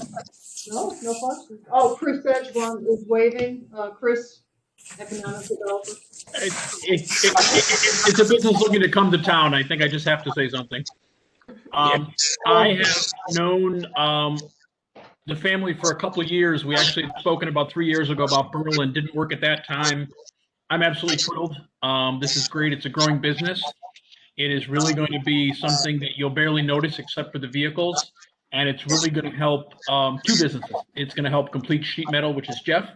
It's going to basically help Missing Link. And I think it'll be great for the fact that folks who come to Berlin sometimes stay in Berlin. I'd love to see Missing Link have an opportunity to stay here for a very long time. And I'm excited about this. And they definitely have my backing. Okay, that's always good to know. Thank you, Chris. Thank you, Chris. Thank you, Chris. Commissioners or no? All right, well then, we are in public hearing. Is there anyone from the public who wishes to address, who may be online with us now, this application? Either for or against? Now would be the chance to participate. Going back to the commission, any other questions that we have? Everyone seems quite happy. That's really good. Yeah, it would be really exciting to have your business in town. All right, so do we have a notion to make a motion? I'll make a motion to close. Okay, motion to close the public hearing by Diane Jorsey. Do we have a second? I'll second the motion. Okay, second to Mr. Rogan. Further discussion? All right, then I have to do the roll call, guys. Here we go. George Millard. Aye. Diane Jorsey. Aye. Tim Zigma. Aye. Brian Rogan. Aye. Peter Zarabozo. Aye. Andrew Lignani. Aye. And I also have an aye. Okay, so public hearings now closed on that item. So again, items B and C are continued. So we're going to move into old business. And first up we have, do we want to do the missing? No, first up we have the site plan amendment. Well, you'd have to change the order. Yeah, of I'd the have meeting. to change the order. Okay. Let's do the site plan amendment application for Robert Blanchette Borghese Building and Engineering for the 38,450 square foot addition and 18,620 square foot phase 2 additions and related site work for the Tom's Corporation at 47 Episcopal Road. Do we have, okay, here we go. All right. So do we have anyone representing? Yes, Yeah, okay. Rob Blanchette with Borghese Building. Okay. Thank you, Mr. Blanchette. Welcome. All right. So we're back. Okay, Go ahead. okay. So what we did when we were here last time, one of the things that you wanted was the phase 1 and phase 2 construction drawings separated, showing the associated work with each one, which we did. The other item that came up was, I guess, when the last construction project was approved, there were supposed to be landscape islands at the end of the parking areas. So if you look at that plan now, in the upper right-hand corner, you'll see the landscape islands added. So as part of this project now, we'll install those landscape islands. There was also a landscape island missing in front of the building, which is over, yep, that one right there. So those will all be installed as part of the work in this phase 1. So those are separated out. There's a separate set of plans also for phase 2, which shows the second addition of 18,000 square feet and the associated parking with that and the look of the building also. So those were separated out. One of the other things that was missing at the last go around, the town engineer still hadn't come back with any comments. He came back with comments today We just got those today. The comments that he's looking for are all minor things, and we don't have a problem or an issue with any of the things he's asking for. It was really the pipe that's the sewer line that we're going to tie into in the road is just scoping that pipe to make sure it's in good condition the way it sits right now. The other item was just adding some clean outs and some access point to the detention system that's over on the left side of the property. And that was really about, I think those were the only comments that were outstanding. So the engineer's comments, like I say, we don't have a problem with any of those. We can incorporate all of those into the plan. Okay. Commissioners? This is Commissioner Millard. Yes. This is a minor point, but I know we talked about last time was just noting on the plans.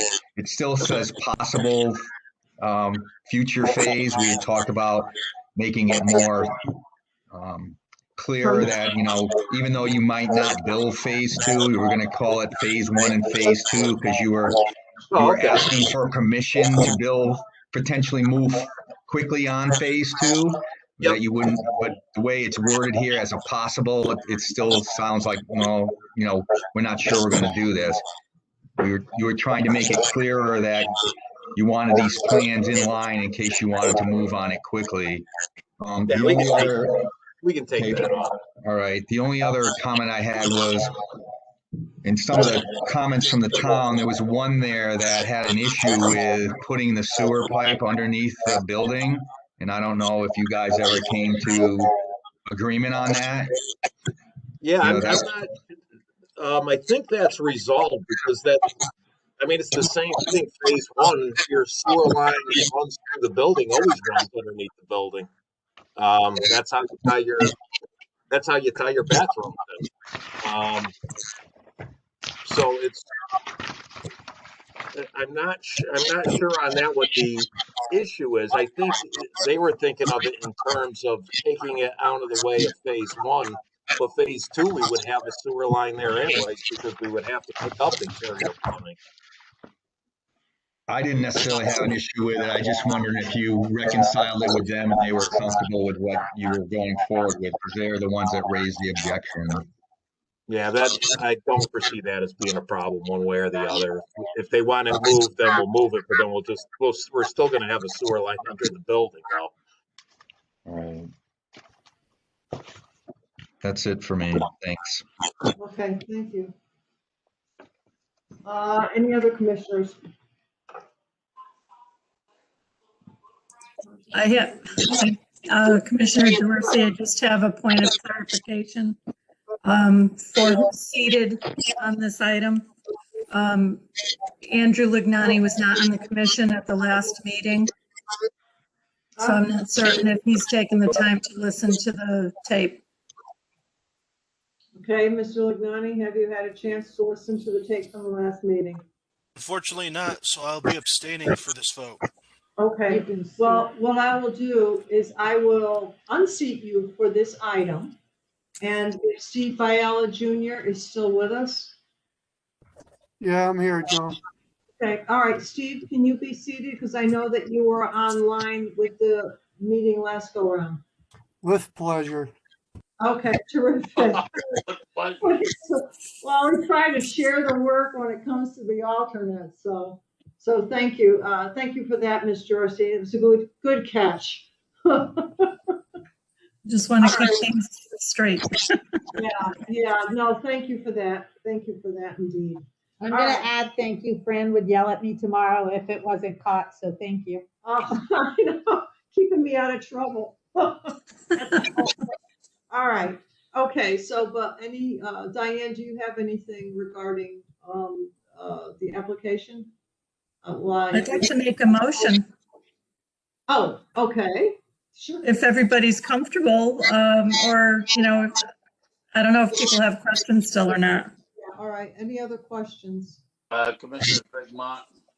Yes, Mr. Zigmont. I just want to note that the solar panels towards Deming Road, basically those are will be first one.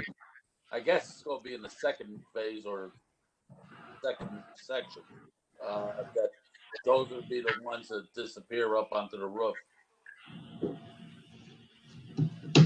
All right, so you're talking about the solar panels that are in front of the there's proposed phase 2? Yeah, there's like a couple rows or 3 rows of solar panels, Yeah. whatever it is, in the front towards Deming Road. And if we're going to remove some, put them on the roof, those are the ones you probably want to go on the roof because it just looks.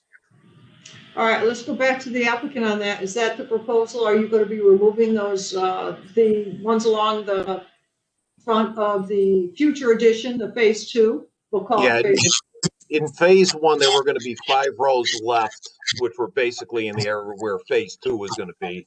Those were going to be relocated to the roof. In phase 2, those last 5 rows would be removed and reinstalled up on the roof. Yeah. Make sure those are the ones. All right. And can I just ask, I think Adam's in the other room, and he's helping us out with the video. Can I ask to go back to the water, was it the water commission or the water district? Yeah.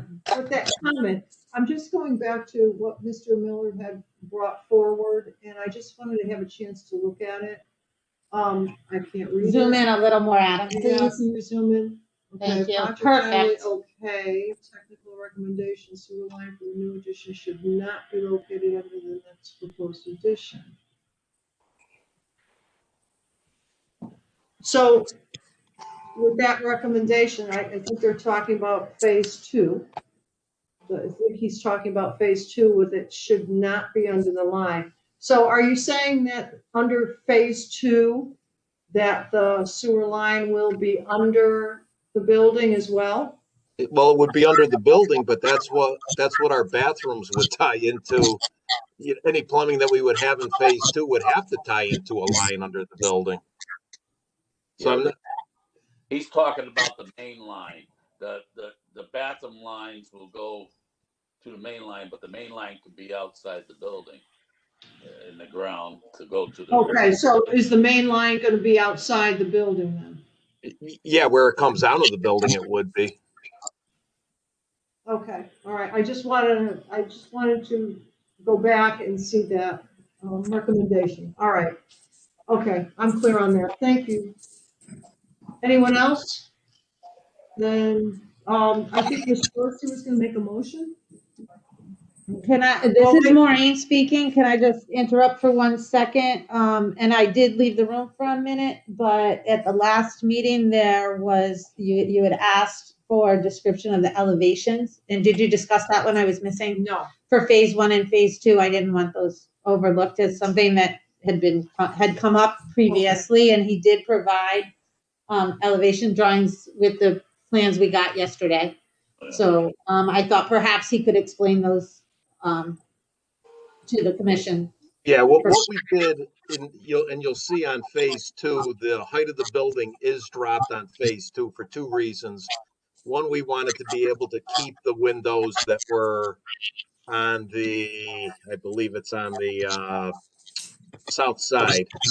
We wanted to be able to keep that light coming into the building as it was. And also, because it's going to be closer to the road, we wanted to drop the elevation so it's not like this giant monstrous wall close to the road. But I think visually it's going to appear a lot better from the road because it's going to be closer to the road at that point with phase 2. Okay. But we're keeping the same look of the building, same materials. We can't put as much glass in there because it looked kind of odd because the elevation was going to be a little bit lower, but same look, same materials. Do those windows open at all or no? No, not at all, because the facility's air conditioned. Okay. And obviously you want to put around filtration or whatever. And you would need a very, very tall person to open those windows.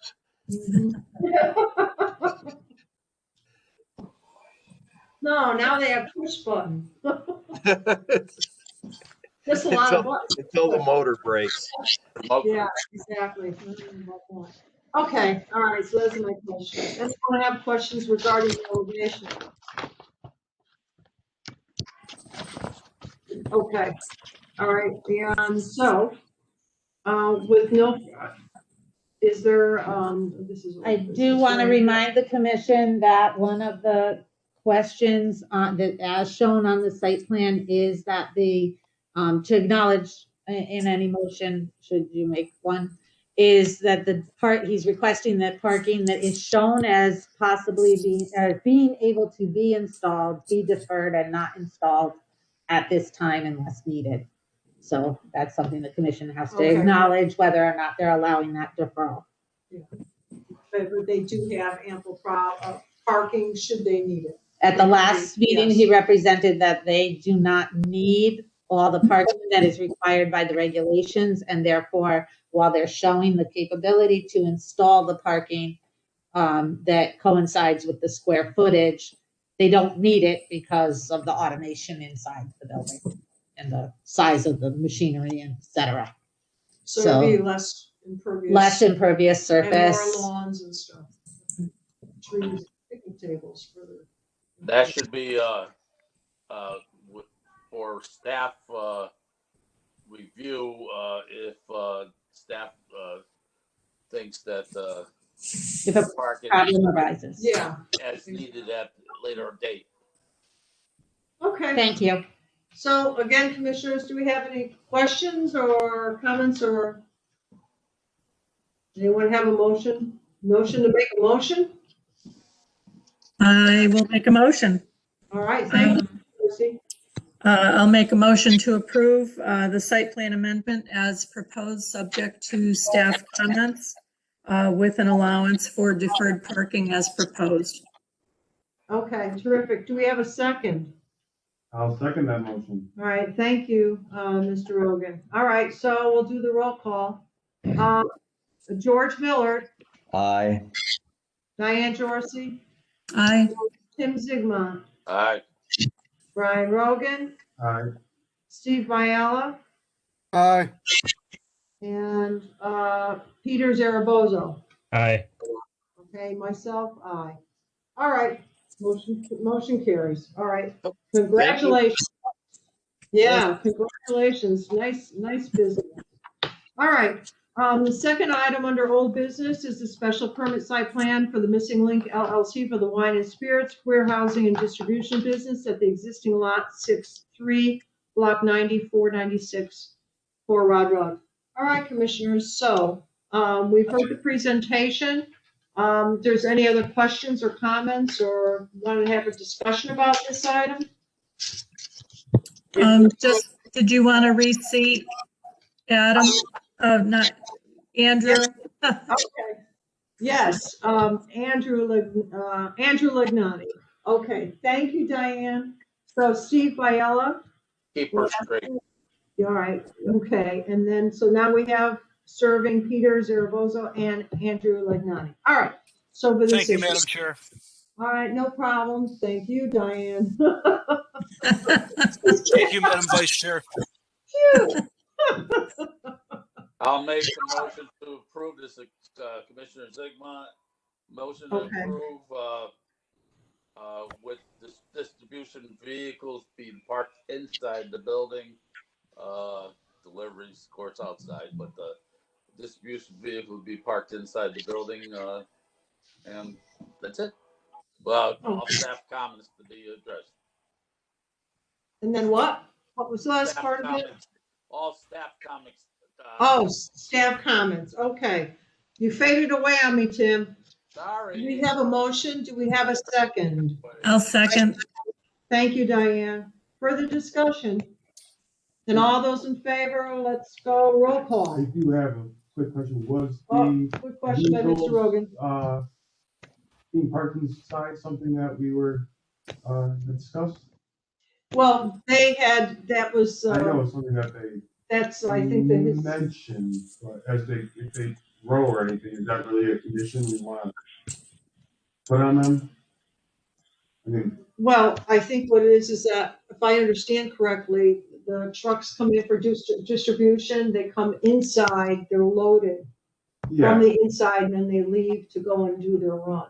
yeah, I was just thinking if they grow and then they maybe have a couple, they're just only using cargo vans, how much can a cargo van hold? If they want to have a couple of cargo vans and they're waiting on the outside, is that something that we really want to?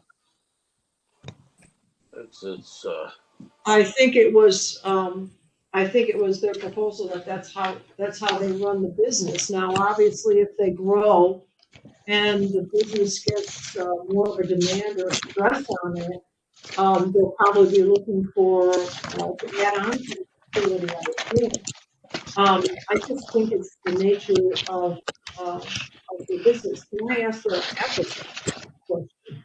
I'm actually out of, but just for the. So the public hearing is closed as far as new information, but I think this is clarifying something that was discussed, and there's some confusion as to understanding the response. So Okay. I think that is allowed because you're only asking for something that was already stated. Okay, so I'm going to ask the Rankins. Do you want to ask the question? Yeah, it was mostly a question. I know you said you were going to be keeping the vehicles indoors, but that you never said that you were solely going to be keeping them indoors. I didn't know if you wanted some outdoor parking for your cargo vans or they just indoors. Okay, so right now the inside can accommodate the van that we use right now, and sometimes the second van. I don't know if it's our intention to always have them inside. At our current size, we probably can, but my understanding is we have a couple parking spots on the by our drive-in door that we can use as well. Is that an area of great concern for the committee? I think it was a point of clarification for the commissioner to understand what was stated during the presentation. He just needed clarification on it. Gotcha. Okay, yes. So we do drive in, we load the vans, and right now we will keep them in there whenever we can. And if we have 2 around or 3, which, that's never happened, but, we would like to grow. And so that could happen at some point, but we keep a very neat, everything we do is pretty organized and neat. So I don't think anything that would be unsightly will ever happen at our outside our warehouse. Does that help you out? Yeah, I just think that with the zone and everything, I don't see that being a necessary condition that they park their vans solely indoors. It's an industrial zone, if I'm correct, isn't it? Yes. Yeah. All right. So was that part of the motion for Mr. Zigmund? Do you want to amend the motion? yeah, I mean, they could use whatever parking that they have with their square footage. I'm sure there's a number of park places they got out of the whole place, because I remember that this has a limited amount of parking for the whole building. So I just don't want to see 20 vehicles out there at once, and I don't think they're going. Hopefully they grow that big and they gotta talk to us. But if they're going to park the vehicles inside, then do that, and then use their whatever assigned parking they do have. Okay. That sounds better. All right. Diane, do you want to amend your second? I would be happy to. Okay. Further discussion? All right, so we'll go down and we'll call for the vote. First up is George Millard. How do you vote? Aye. Diane Dorsey, Aye. Jim Zigma, Aye. Brian Rogan, Aye. and Peter Zaragoza, Aye. Andrew Legnani, Aye. and then myself, aye. Okay, that's it. Congratulations and welcome to Berlin. Thank you very Thank much. you. We're super happy to do this. There you go. Look All forward right. to Yeah, we can do it. Okay. And I think that's it. So it is currently 9:00. And so do we have a motion for adjournment? Can I bring up two things? I'm sorry. Whoa. I'm sorry, this is morning. Oh. In the backs of your packet, you did receive the quarterly newsletter from the Connecticut Federation of Planning and Zoning Agencies. We usually distribute that to you, so you've got that. And then also the notice for the Connecticut law. Somebody's not muted. And a lot of feedback, sorry. But also for the biannual land use law seminar. Some of the commission members may or may not have taken it in the past. It is open for commission members. Staff does go to it annually or every other year when it's held. This is the one for anyone that's been on the commission a while. It was traditionally held at Wesleyan on a Saturday, all day long marathon land use law program. This year it will be virtual and it's on Saturday, March 6th. So if anyone's interested in attending, let us know and we'll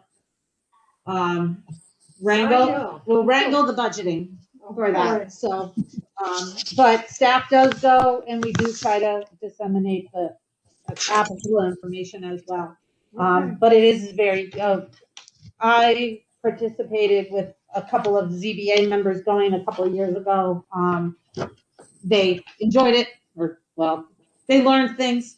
I don't know that anybody can enjoy that many hours in front of a screen, but it is a good program. Okay, terrific, and thank you. All right, so now I'll get a motion to adjourn, please, at 9:02. I will make that motion. Thank you, Diane. Do we have a second? Second. All right. Okay, second was from Mr. Zigmont. So all those in favor, I'll just take a general aye. Aye. Is there anyone opposed? Okay, all right. Aye. Thank you, everybody. Good meeting, and we'll see you all again in 2 weeks. And God bless. All right. Okay. Good night. Good night. Bye. Okay.